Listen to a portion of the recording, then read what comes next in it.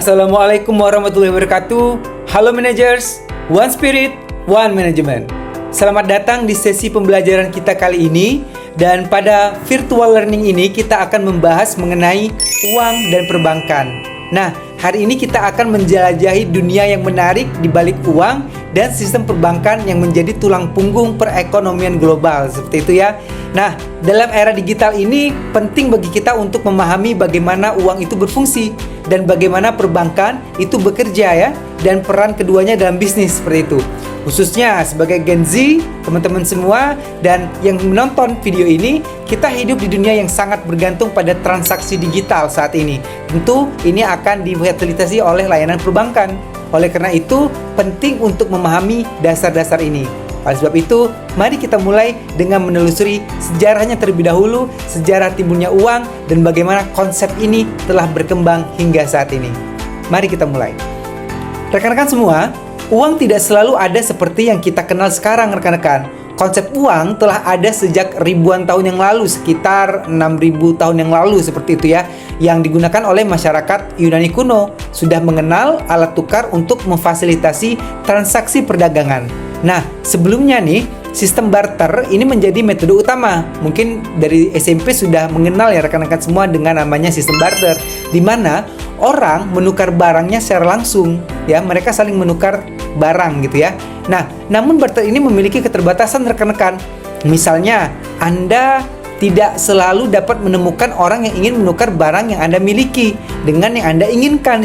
Nah, disinilah uang berperan sebagai solusinya rekan-rekan, gitu ya. Ada yang menukar garam dengan kambing seperti itu ya, dan tidak ada dasar yang pasti berapa harga dari satu barang tersebut, gitu ya. Nah, uang memberikan standar nilai yang diakui secara bersama-sama rekan-rekan. Nah, ini memudahkan transaksi dan meningkatkan efisiensi dalam ekonomi. Nah, tadi membahas uang terus nih. Nah, mari kita lanjutkan dengan apa sih pengertian uang. Nah, uang ini rekan-rekan didefinisikan sebagai alat tukar yang disepakati bersama oleh masyarakat untuk memfasilitasi suatu transaksi. Nah, dalam perekonomian, uang ini adalah aset rekan-rekan yang dapat kita gunakan untuk melakukan transaksi dengan mudah dan cepat. Nah, uang juga dapat dibedakan menjadi dua macam. Ada uang kartal yang berupa koin dan uang kertas, serta ada uang giral yang terdapat dalam rekening tabungan, seperti itu simpelnya ya. Nah, kasus ini sangat penting untuk kita pahami ya. Karena apa? Kita bisa melihat dari munculnya mata uang digital saat ini rekan-rekan, seperti adanya Bitcoin dan cryptocurrency gitu ya. Nah, ini menunjukkan bahwa konsep uang itu terus berkembang rekan-rekan dan beradaptasi dengan perkembangan teknologi dan kebutuhan masyarakat. Ada yang sudah pakai cryptocurrency atau sudah menggunakan Bitcoin seperti itu? Baiklah, selanjutnya mari kita membahas tentang syarat-syarat uang gitu ya. Namanya juga syarat-syarat, artinya uang itu dapat dikatakan uang asalkan memenuhi syarat-syarat berikut. Nah, agar suatu komoditas itu dapat diterima sebagai uang, ini harus memenuhi beberapa syarat rekan-rekan. Yang pertama, itu ingat nih, boleh dicatat ya, adanya acceptability, dapat diterima oleh umum gitu ya. Yang kedua, tahan lama atau durable gitu ya, durability. Yang ketiga, mudah disimpan ya, itu jenis uang, mudah disimpan atau stability. Yang keempat, mudah dipindah-pindahkan atau portability gitu ya. Dan yang kelima, mudah dibagi atau divisibility gitu ya, divide gitu ya. Dan yang keenam, tentu jumlahnya mencukupi atau elasticity of supply gitu ya. Nah, setiap syarat ini memastikan bahwa uang itu dapat berfungsi secara efektif di dalam masyarakat. Uang yang tidak memenuhi syarat ini tidak akan dapat digunakan secara luas dalam transaksi. Nah, bagaimana dengan cryptocurrency tadi yang kita bahas atau Bitcoin? Apa bisa dikatakan uang? Bagaimana rekan-rekan? Jadi PR ya untuk dibahas. Baik, selanjutnya mari kita membahas mengenai jenis-jenis uang. Nah, dengan perkembangan zaman, jenis uang juga mengalami perubahan rekan-rekan. Uang dapat dikelompokkan berdasarkan beberapa kriteria nih. Yang pertama berdasarkan bahan. Ada uang logam dan ada uang kertas ya. Itu berdasarkan bahannya. Logam keras gitu ya, kertas ya seperti kertas gitu ya. Nah, yang kedua adalah berdasarkan lembaga yang mengeluarkannya. Ada uang kartal dan uang giral gitu ya. Nah, yang ketiga berdasarkan kawasan. Ada uang domestik, regional, dan internasional. Contohnya nih, mari kita lihat euro. Nah, mata uang yang digunakan di negara-negara Uni Eropa ya, euro ya. Nah, euro ini memungkinkan kemudian transaksi antar negara dan menjadi contoh bagaimana uang dapat berfungsi sebagai alat tukar internasional yang efisien, rekan-rekan. Nah, kemudian mari kita membahas mengenai konsep fungsi uang. Nah, uang ini rekan-rekan memiliki beberapa fungsi, antara lain sebagai alat tukar umum. Nah, ini memudahkan transaksi antara individu, rekan-rekan, karena uang dapat diterima seperti ya, menjadi sebagai bahan transaksi umum. Yang kedua adalah sebagai satuan hitung. Ini menyediakan cara untuk mengukur nilai barang dan jasa. Jadi sebagai satuan hitung, uang itu sudah memiliki nilai nominal untuk dikenakan sebagai acuan hitung untuk membeli barang atau jasa seperti itu. Misalnya untuk membeli iPhone 16 harganya 25 juta gitu ya. Nah, kita memerlukan beberapa jumlah uang gitu untuk memenuhi daripada harga 26 juta tergantung dengan currency yang kita gunakan, apakah rupiah ataukah dolar seperti itu ya. Nah, yang ketiga adalah sebagai alat pembayaran. Nah, ini memfasilitasi pembayaran uang dan melalui hal-hal yang kita perlukan seperti untuk membayar utang dan pembelian barang seperti itu ya. Nah, saat ini juga pembelian barang itu tidak melulu mengenai uang, tapi sudah ada bentuk digital seperti ya, dengan menggunakan QRIS saat ini ya, yang sangat terkenal yang sudah ada di mana-mana. Jadi kita tinggal mengkoneksikan bank kita dengan fungsi QRIS gitu ya, sehingga dapat dicek langsung saldo kita, dipotong saldo kita, dan kita dapat melakukan pembayaran tanpa mengeluarkan uang langsung. Nah, ini adalah salah satu bentuk dari transformasi digital dalam bidang keuangan, rekan-rekan. Nah, kemudian yang keempat adalah sebagai alat penyimpanan kekayaan, rekan-rekan. Nah, ini mengizinkan kita, orang ya, untuk menyimpan kekayaan kita yang akan kita gunakan di masa depan seperti itu, atau sebagai bentuk investasi seperti itu ya. Nah, sebagai alat pembentuk modal selanjutnya, rekan-rekan. Nah, ini uang ini menyediakan dana untuk investasi dan pengembangan usaha gitu ya. Nah, fungsi-fungsi ini menunjukkan betapa pentingnya uang dalam ekonomi modern, rekan-rekan. Nah, tanpa uang, transaksi yang terjadi saat ini akan menjadi jauh lebih sulit dan rumit karena kita tidak memiliki standar nilai seperti itu ya. Nah, kemudian mari kita membahas mengenai konsep nilai uang, rekan-rekan. Nah, nilai uang ini adalah kemampuan uang untuk ditukarkan dengan barang atau jasa. Nah, ada dua jenis nilai uang yang perlu kita pahami, rekan-rekan. Yang pertama adalah nilai intrinsik, namanya juga in gitu ya, dari dalam gitu ya. Nah, nilai yang terkandung dalam komoditas itu sendiri, rekan-rekan, seperti nominal uang yang dihargai untuk diterima oleh masyarakat agar bisa dikonversi untuk ditukarkan menjadi satu barang atau jasa yang ingin kita dapatkan seperti itu. Yang kedua adalah nilai eksternal, rekan-rekan, dari luar gitu ya. Ini berhubungan dengan daya beli uang di luar negeri atau kemampuan uang dalam negara untuk menukarkan dengan currency mata uang asing seperti itu. Misalnya ketika rekan-rekan ada di Amerika gitu ya, menggunakan dolar seperti itu, dihargai satu dolar itu sebesar ya 15 sampai 17 ribu, tergantung pada saat harga currency uang yang kita tukarkan pada saat tertentu gitu ya.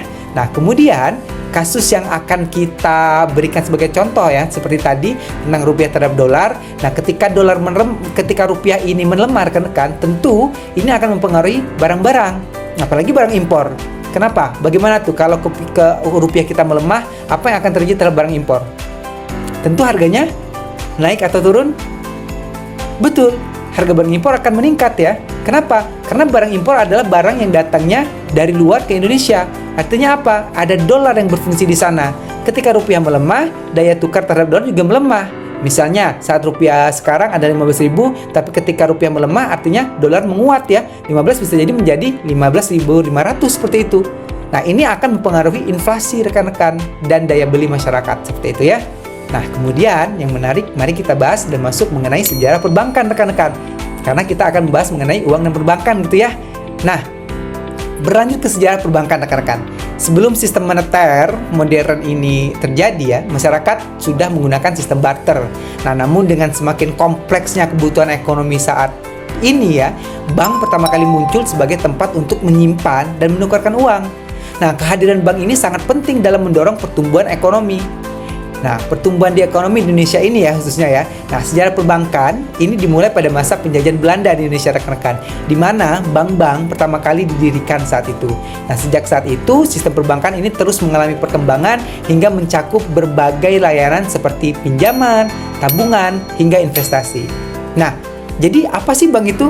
Nah, perbankan sendiri adalah lembaga keuangan yang berperan sebagai perantara antara pihak yang memiliki kelebihan dana dan mereka yang membutuhkan dana gitu ya, sebagai penghubung gitu. Nah, perbankan berfungsi untuk menghimpun dana dalam bentuk simpanan, giro, dan deposito serta menyalurkan dana tersebut dalam bentuk kredit rekan-rekan untuk orang-orang yang memerlukan dana. Nah, perbankan tidak hanya berfungsi sebagai tempat simpanan, tetapi juga memainkan peran penting ya dalam mendorong pertumbuhan ekonomi dengan menyediakan modal bagi usaha-usaha baru dan membantu masyarakat dalam mengelola keuangan mereka. Nah, jika rekan-rekan memiliki kelebihan uang, misalnya menyimpan duitnya di bank ya, uangnya gitu ya, 1 miliar. Nah, ketika uang rekan-rekan masukkan ke dalam bank gitu ya, uang itu tidak hanya diam rekan-rekan, tapi digunakan perbankan untuk diputar ke para orang-orang yang membutuhkan dana untuk memutar usaha mereka.